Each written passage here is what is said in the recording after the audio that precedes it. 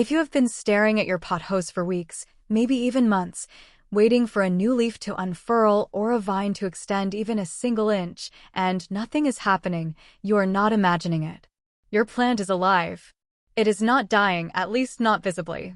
But it is completely, stubbornly, inexplicably stuck. No new growth. No new leaves. Just the same vines sitting in the same position they have been in since the day you brought the plant home. And the most frustrating part is that every care guide you read tells you the same things. Give it bright, indirect light. Water when the top inch of soil is dry. Feed it once a month. You are doing all of that. And still nothing is growing. The reason this happens to so many pothos owners, especially beginners, is not because they are doing something obviously wrong. It is because the real causes of stunted pothos growth are almost never discussed in basic care guides, and without knowing what they actually are, you can follow every standard recommendation perfectly and still end up with a plant that refuses to grow for months on end. Today we are going to go through every real reason your pothos is not growing, why each one happens, how to diagnose it in your specific situation, and exactly what to do to fix it so that your plant starts producing new leaves again consistently. The first thing you need to understand before anything else is what normal pothos growth actually looks like, because a lot of people panic about a plant that is actually behaving completely normally for the conditions it is in. During the active growing season, which runs roughly from March through September in most parts of the United States, a healthy pothos in good conditions can produce a new leaf every week to every 2 weeks. Some varieties grow faster than others. Golden pothos and neon pothos tend to be among the fastest growers. Marble Queen pothos, which has heavy variegation, grows significantly slower because the white portions of its leaves contain less chlorophyll and therefore photosynthesize less efficiently. During the winter months, from October through February, even a perfectly healthy pothos will slow down dramatically or stop growing entirely. This is a natural dormancy response triggered by reduced light intensity and shorter days, and it happens regardless of what you do. If your pothos stopped growing in November and it is currently January, there is a high probability that nothing is wrong at all and the plant will resume growth on its own when light levels increase in spring. Understanding this seasonal pattern alone eliminates the confusion for a large percentage of people who think their pothos has a problem when it does not. That said, if your pothos is not growing during the active season, or if it has not produced a single new leaf in more than 6 to 8 weeks during spring or summer, something is genuinely limiting its growth and you need to find out what it is. The most common real reason pothos stops growing, the one that almost nobody talks about directly, is root restriction combined with depleted soil. Here is what happens. When you buy a pothos from a nursery or garden center, it almost always comes in a pot that is already at or very close to its root capacity. Nurseries grow plants fast in ideal conditions and then ship them when they are at a marketable size, which means the root system has often already filled the pot by the time the plant reaches your home. In those conditions, the roots have nowhere to go. The soil has been largely depleted of nutrients from the nursery's feeding program, and the plant essentially goes into a holding pattern where it maintains itself, but cannot direct energy toward new growth. This is one of the leading hidden causes of slow pothos growth that beginners consistently miss, because the plant looks fine on the surface. The leaves are green. The vines look healthy. There are no obvious symptoms of distress. But underground, the root system is compressed, oxygen deprived, and sitting in soil that has nothing left to give. The way to diagnose this is straightforward. Gently remove the plant from its pot and look at the root ball. If you see a dense mass of roots that are circling the bottom of the pot, filling every available space, or coming out of the drainage holes, the plant is root-bound and needs to be repotted immediately into a container that is 1 to 2 inches larger in diameter. When you repot, do not just move the plant into a bigger pot with the same old soil packed around it. Loosen the root ball gently with your fingers to free any circling roots. Remove as much of the old depleted soil as you can without damaging the roots and replant into a fresh, well-draining mix. Within 2 to 4 weeks of repotting into fresh soil with adequate space, most pothos plants will resume active growth noticeably. This single intervention fixes the problem in the majority of cases where a pothos has stopped growing during the active season. The second major reason a pothose stops growing is insufficient light, and this is misunderstood in a very specific way that causes real problems. Pothos has a well-earned reputation as a low-light plant, and it is true that pothos can survive in low-light conditions where most other plants would die. But surviving and growing are two completely different things. A pothose in genuinely low light, meaning a room with no windows or a spot more than 8 to 10 feet away from the nearest light source, will stay alive, but it will not grow with any meaningful speed.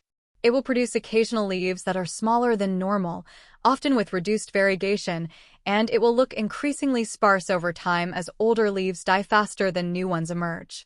This is not thriving. This is a plant using every bit of available energy just to stay alive, with nothing left over for new growth. The sweet spot for pothose growth is bright indirect light, meaning a spot within 3 to 6 feet of a window that receives several hours of natural light per day without direct sun hitting the leaves. If you are not sure whether your plant is getting enough light, move it significantly closer to a window for 4 weeks and observe whether growth resumes. In most cases it will.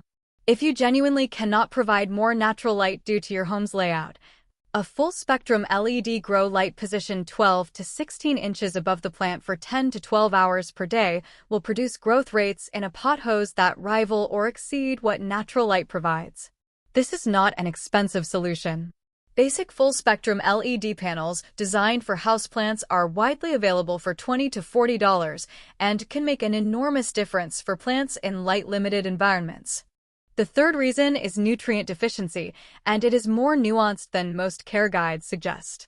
Pothos is not a heavy feeder, but it does require a consistent supply of nitrogen, phosphorus, potassium, and a range of micronutrients to sustain active growth. When a plant has been sitting in the same pot of soil for more than a year without regular fertilization, the available nutrients in that soil have almost certainly been exhausted. A pothose in depleted soil will maintain its existing leaves, but will not have the resources to build new ones. The fix is simple, but it needs to be applied consistently. During the growing season from spring through early fall, feed your pothose every 2 to 3 weeks with a balanced liquid fertilizer diluted to half the recommended strength. A fertilizer with an equal ratio of nitrogen, phosphorus, and potassium, commonly labeled as 20-20-20 or October 10, works well for pothose during active growth. Nitrogen is particularly important because it is the primary nutrient responsible for leaf and stem development. If you want to see faster growth specifically, you can use a fertilizer slightly higher in nitrogen during the spring and early summer months. Always water the plant before fertilizing to avoid applying concentrated nutrients to dry roots, which can cause chemical burn at the root tips and actually slow growth further. The fourth reason is temperature stress, and it affects far more indoor plants than most people realize. Pothos originates from tropical environments where temperatures are consistently warm, typically between 65 and 90 degrees Fahrenheit year-round. In homes, pothos plants are frequently placed near windows, air conditioning vents, exterior doors, or other locations where temperature fluctuates significantly or where cold drafts occur regularly. A pothos sitting next to a single-pane window in winter may be experiencing leaf temperatures well below 60 degrees Fahrenheit even if the room thermostat reads 68 or 70. Cold stress does not kill pothos quickly, but it slows its metabolism dramatically and can halt growth entirely. The plant redirects all available energy toward maintaining its core functions rather than producing new tissue. If you have a pothos near a cold window or an air conditioning vent and it is not growing, move it to a warmer, more stable location and keep temperatures consistently above 65 degrees. You will typically see new growth resume within a few weeks once the plant is no longer dealing with thermal stress. The fifth reason is watering inconsistency, and specifically the pattern of swinging between too dry and too wet rather than maintaining a consistent moisture cycle. This is something we discussed in another video in this series, but it is worth addressing specifically in the context of growth because the impact on new leaf production is significant and direct. When a pothos experiences repeated cycles of complete drought followed by heavy watering, the fine root hairs that are responsible for absorbing water and nutrients get damaged and shed. The plant spends energy regrowing those root hairs rather than directing resources toward new leaves. You may be watering your pothos, but if the timing is erratic and the soil is repeatedly going completely bone dry before you water again, the root system is in a constant state of partial recovery and the plant has nothing left to allocate toward growth. The fix is to establish a consistent moisture rhythm. Check the soil every 3 to 4 days by lifting the pot to feel its weight or by inserting a finger or wooden skewer into the lower third of the soil. Water when the soil is partly but not completely dry, and water thoroughly so that water drains freely from the bottom of the pot. This consistency, maintained over several weeks, allows the root system to stabilize and the plant to redirect energy toward producing new leaves. The sixth reason is pest pressure at a subclinical level, meaning an infestation that is not yet visible enough to be obvious, but is significant enough to stress the plant and suppress growth. Spider mites are the most common culprit with pothos, and they are particularly problematic in dry indoor environments during winter. A light spider mite infestation may not produce the visible webbing that most people associate with these pests. Instead, you may notice very subtle stippling or fading on older leaves, a slight loss of leaf luster, or simply the absence of new growth without any other obvious explanation. To check for spider mites, take a white sheet of paper and hold it under a section of leaves, then tap the leaves firmly. If you see tiny moving dots on the paper, you have spider mites. Treat immediately with a neem oil solution or insecticidal soap applied thoroughly to all leaf surfaces, including the undersides, and repeat every 5 to 7 days for 3 to 4 weeks to break the pest life cycle. Once the pest pressure is eliminated, growth typically resumes within 2 to 3 weeks as the plant recovers. The seventh and final reason is propagation stress or transplant shock that has not fully resolved.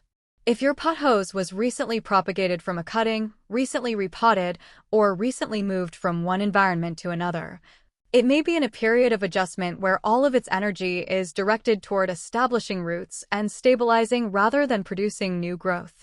This is completely normal and does not indicate a problem.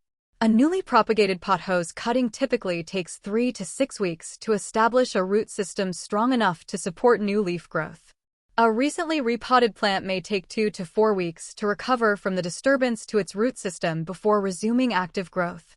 The most important thing you can do during this period is provide stable, consistent conditions.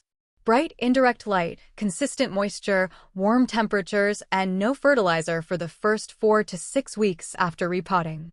Fertilizing a plant that is recovering from transplant shock can actually delay recovery by stressing the root system further before it has had time to establish. The pattern you will notice across all 7 of these reasons is that they are all about conditions, not about care frequency or effort. Most people who have a pothos that is not growing are not lazy or neglectful. They are simply unaware of the specific environmental and root-level factors that control whether a tropical plant has enough resources and stability to allocate energy toward new growth. Once you address the actual limiting factor in your specific situation, whether that is root restriction, light quality, nutrient depletion, temperature stress, inconsistent watering, pest pressure, or recovery from a recent change, your pothos will almost always respond within a few weeks with the kind of active, vigorous growth that makes this plant one of the most rewarding houseplants you can own. The key is diagnosing correctly rather than guessing, and now you have everything you need to do exactly that.